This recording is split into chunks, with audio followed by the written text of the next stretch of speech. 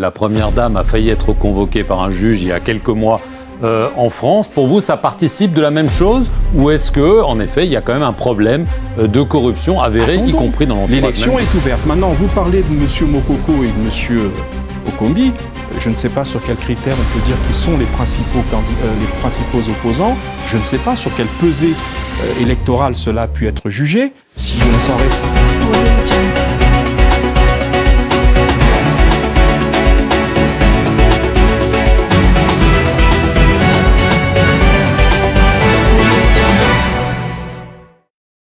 Notre invité cette semaine est Thierry Mungala. Il est ministre de la Communication et des Médias de la République du Congo. Il est aussi porte-parole du gouvernement. Bonjour. Bonjour Marc. Alors le 26 janvier, le parquet norvégien a annoncé la mise en examen de 2 hommes d'affaires norvégiens d'une filiale du groupe pétrolier Petronor pour corruption aggravée. Selon l'accusation présentée par la procureure, Petronor et les 2 accusés auraient offert en 2016 au président Denis Sassou Nguesso et à certains de ses proches une participation de 25% dans une licence pétrolière offshore. Et il affirme que les dividendes étaient en fait une façon de donner presque 25 millions de dollars au président et à sa famille pour obtenir des faveurs. Votre réaction à cette accusation très grave de la Norvège? Alors, déjà, il faut noter, dans le cadre du timing de la publication de cette information, quelque chose de curieux, c'est que l'Office norvégien de lutte contre les crimes économiques, donc c'est l'organe qui a publié un communiqué, fait cette publication à quelques jours de l'ouverture de la campagne électorale chez nous. Voilà pourquoi nous appelons cela une boule puante. Ça, c'est déjà sur la forme. Sur le fond, on a une accusation contre des Norvégiens, société Petronor, qui nie farouchement, en tout cas les individus incriminés, avoir versé quelque pot de vin que ce soit à qui que ce soit. Nous avons une procureure qui dit qu'elle ne peut de toute façon pas, dans le cadre de la législation norvégienne, poursuivre un ressortissant étranger, et congolais en particulier. Et 3, il s'agit d'une affaire qui a été, du point de vue juridique, du point de vue matériel, présentée de manière erronée, comme on dit, fake news. Alors, on va restituer en 2 minutes, si vous le permettez, les choses. D'abord, il faut savoir que la société filiale de Petronor au Congo s'appelle EMLA. EMLA n'est pas détentrice d'un permis au Congo. EMLA est un des participants à un tour de table dans lequel il y a une entreprise connue franco-britannique qui s'appelle Perenco, qui, elle, est titulaire du permis, détentrice du permis, qui l'a demandé longtemps en amont. Donc il ne s'agit pas d'avoir libéré des sommes d'argent incongrues d'un montant très élevé à un État pour simplement participer à un tour de table. Vous voyez que déjà, nous sommes dans une exagération, voire un mensonge sur le plan matériel. Ça ressemble à cet adage célèbre que j'adapte, qui disait, rappelez-vous, mentez, mentez, il en restera quelque chose. Moi, je dirais que pour le cas de cette affaire qui fait pchit, on nous dit salissez, salissez, à quelques encablures de la présidentielle, il en restera toujours quelque chose. Mais, monsieur le ministre, ce que vous dites, c'est quand même très grave, parce que ce n'est pas des médias qui ont publié ça, c'est le procureur d'un pays quand même sérieux, la Norvège. Vous dites fake news, boule puante, c'est quand même des accusations très graves. On peut imaginer qu'un procureur a des preuves, a des éléments. Vous ne pouvez pas juste balayer ça en disant c'est pour saboter la campagne du président Nguesso. Tout cela, nous le renvoyons à un climat qui est le climat préélectoral dans lequel on veut, je le répète, salir pour salir. Pourquoi y aurait-il eu un traitement particulièrement différent du traitement donc, de cette entreprise qui n'est même pas détentrice ni demanderesse d'un permis, dans ce cas précis avec des montants faramineux de 25 millions. Je ne comprends pas. Il s'agit pour moi d'une exagération, voire d'un mensonge, et d'une absence de vérification par les médias de la nature même de la participation d'EMLA dans le fameux permis objet de cette affaire. Le président s'est souvent plaint du fait qu'en France, il y a eu les enquêtes sur les biens mal acquis qui continuent. On sait que la première dame a failli être convoquée par un juge il y a quelques mois en France. Pour vous, ça participe de la même chose ou est-ce que, en effet, il y a quand même un problème de corruption avéré, y compris dans l'entourage même du président? Non, ça participe de ce que moi j'appellerais, excusez-moi la comparaison, d'une volonté de blesser en sachant qu'on ne peut pas tuer. C'est pour dire, il s'agit de salir au point d'affaiblir en termes d'image, en termes de crédibilité, la position de l'État congolais, mais tout en sachant que ces affaires ne prospéreront pas. Vous voyez, cette affaire dite des biens mal acquis, écoutez, elle est instruite depuis Mathusalem, elle est instruite depuis longtemps. Nous voyons bien que cette affaire souffre, si affaire il y a d'ailleurs, souffre d'un défaut congénital.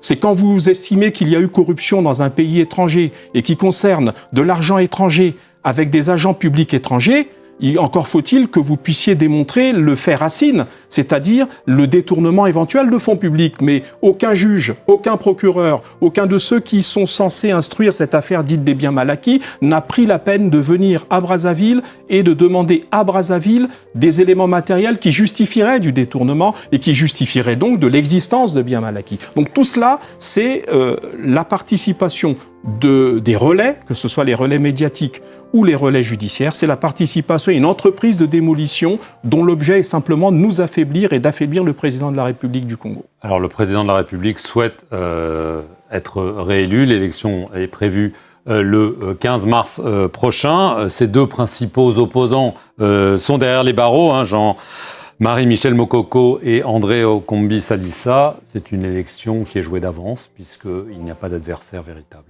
Marc Perelmade, oui. Le président, pour qu'il souhaite être élu, doit d'abord au préalable faire acte de candidature, ce qui n'est pas au moment où nous nous entretenons. Ce qui n'est pas le cas. Ce n'est pas le cas. Écoutez, mais je vous vois sourire, donc vous savez très bien qu'il va l'être. Non, ce qui est constant, c'est qu'il y a eu des appels de la classe politique qui soutient son action, de la majorité présidentielle, des partis qui soutiennent l'action du président. Et vous savez, la décision de se porter candidat, c'est un homme d'État face à son peuple. C'est un homme consciencieux. C'est un secret de Polichinelle. C'est un homme consciencieux dont le haut niveau de moralité politique l'amène à réfléchir en pesant le pour et le contre et enfin de donner, nous l'espérons positivement, une réponse. Mais il n'a pas d'adversaire. Il n'a pas véritablement d'adversaire. Non, c'est à ce moment-là vous voyez, c'est un peu comme pour l'affaire Emla. C'est des raccourcis médiatiques qui sont faits. Un adversaire, je ne sais pas si vous les connaissez, parce qu'on ne connaît pas plus qui sera le candidat de notre côté. Nous souhaitons que ce soit le président, on ne sait pas plus qui est en face. Donc il y a des adversaires, il y en aura, parce que l'élection est ouverte. Tous les citoyens en âge d'être élus, conformément au texte, conformément à la Constitution, sont libres de se présenter s'ils en remplissent les conditions. Attendons, l'élection est ouverte. Maintenant, vous parlez de M. Mokoko et de M. Okombi.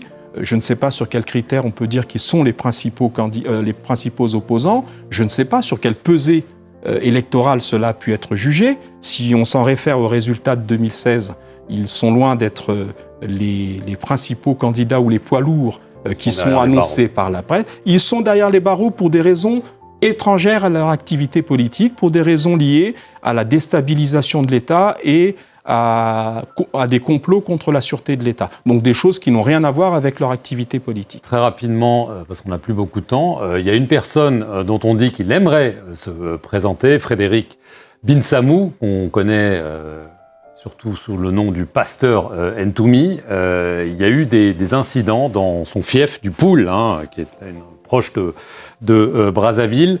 Son mouvement a affirmé que la Direction générale de la sécurité présidentielle, la DGSP, a bombardé à l'aide d'hélicoptères, 4 hélicoptères, le 25 février, 2 endroits, dont une de ses résidences. Son parti affirme que ce n'est pas acceptable. Est-ce qu'on est reparti pour des combats à grande échelle dans le Poul ? Alors en 2 mots, il faut savoir d'abord qu'il y a eu un incident qui s'est passé à proximité d'une localité dans le Poul qui s'appelle Mindouli. Cet incident qui consistait à ce qu'un convoi de la Direction générale de la sécurité présidentielle qui se rendait dans d'autres localités et d'autres départements dans le cadre de l'opération dite Zéro Kuluna, qui consiste à, disons, mettre la pression sur les grands bandits, sur les gangs qui, pendant longtemps, ont écumé la ville de Brazzaville et notre pays en général. Maintenant, on est arrivé ce jour-là sur la base d'un incident malheureux où une moto a été détruite. Il y a des individus armés qui ont décidé, pour des raisons qui les regardent, de braver la force publique. Cet incident a été résorbé. Avec des morts. Avec un certain nombre de victimes. Combien ? Écoutez, je crois que les choses ont été rendues publiques par les services compétents de l'armée. Il y a eu quelques blessés, il y a eu 1 ou 2 morts, je crois, du côté des assaillants. Eh bien, cet incident a été réglé dans le cadre de concertation qui existe entre le pasteur Ntoumi, ses équipes et le gouvernement. Il y a un comité ad hoc, un comité qui a rendu public un communiqué, ce communiqué appelant à la poursuite du climat dans lequel il y a coopération entre l'État d'un côté et le pasteur Ntoumi de l'autre. L'incident est clos. Ça, c'est le communiqué que nous considérons comme la dernière position connue du pasteur Ntoumi. Maintenant, donc l'incident est clos, au jour d'aujourd'hui. Maintenant, vous parlez d'un communiqué qui, de mon point de vue à ce stade, reflète peut-être la position de M. Ntoumi ou d'un de ses lieutenants, je n'en sais rien. Je ne suis pas en mesure ni de l'authentifier, ni d'en faire des commentaires. Voilà ce que je peux vous dire sur ce sujet-là. Donc nous regrettons cela et nous espérons que ceux qui, avec le gouvernement, travaillent au maintien du climat de paix dans le pool, aux côtés donc du gouvernement et avec nos interlocuteurs issus du parti du pasteur Ntoumi, que les choses continueront à se faire dans le cadre de cette sérénité qui est aujourd'hui la norme. Et si ce n'est pas le cas, on a vu qu'une association a appelé à dissoudre le parti et à interdire au pasteur Ntoumi d'être candidat. Est-ce que c'est une option qui est sur la table? Encore faudrait-il déjà que le pasteur Ntoumi ait exprimé dans le processus qui est en cours actuellement. Vous savez qu'il y a ouverture de la période de candidature. Je ne sais même pas s'il est candidat et il appartient aux organes de gestion du processus électoral, les organes compétents, d'indiquer, si d'aventure il l'était, candidat, eh bien d'indiquer s'il peut être considéré comme éligible. Je n'ai rien à dire en tant que membre de l'exécutif sur cette question. Mais s'il y a des troubles, ça pourrait changer la donne.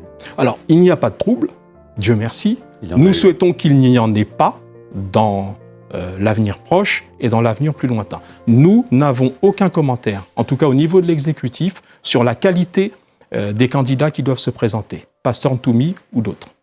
Merci beaucoup, Monsieur le Ministre, d'avoir répondu aux questions de France 24 et merci à vous d'avoir regardé cette édition dans Tête à Tête sur nos antennes.